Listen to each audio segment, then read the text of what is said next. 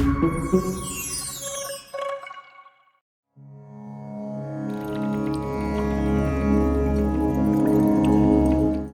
पंचमी की व्रत कथा।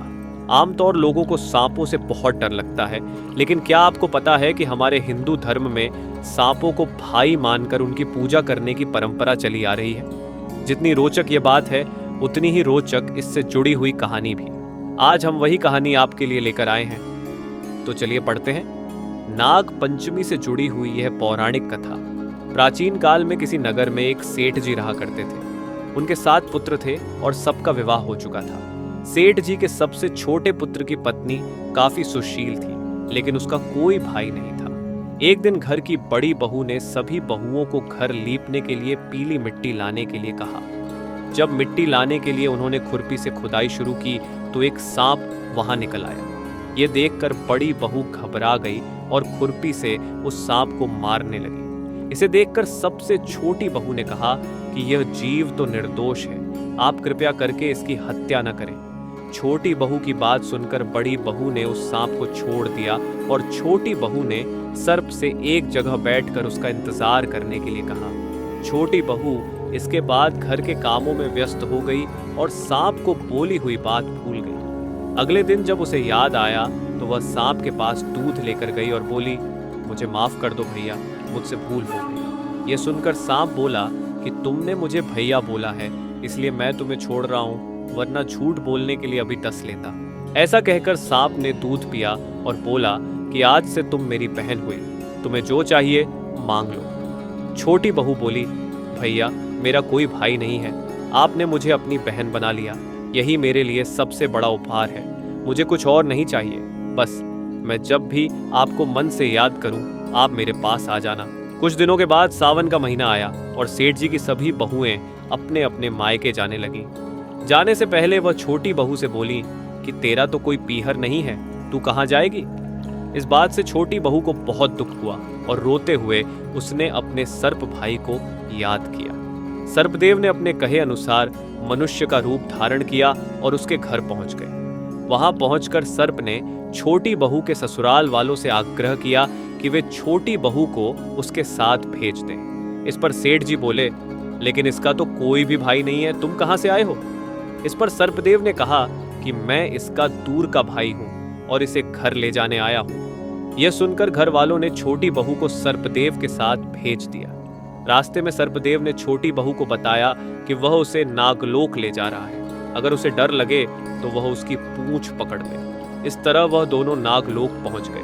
नागलोक में धन, ऐश्वर्य और रत्नों को देखकर छोटी बहू चकित रह गई। वहां सर्पदेव ने उसका परिचय अपनी माँ से करवाया और कहा, माँ इसने मेरी जान बचाई थी और मैंने इसे अपनी छोटी बहन माना है, यह हमारे साथ यहाँ कुछ दिनों तक रहेगी। यह जानकर सर्पदेव की माँ ने छोटी बहू का स्वागत सत्कार किया और छोटी बहू वहां आराम पूर्वक रहने लगी। नागलोक में शेष नाग के छोटे छोटे बच्चे भी रहते थे, जिन्हें सर्प की माँ रोज दूध पिलाया करती थी।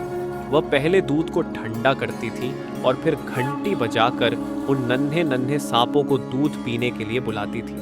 एक दिन छोटी बहू ने माँ से कहा कि वो उन छोटे सांपों को दूध पिला देगी। उसने एक पात्र में दूध डाला और जल्दबाजी में दूध के ठंडा होने से पहले ही घंटी बजा दी।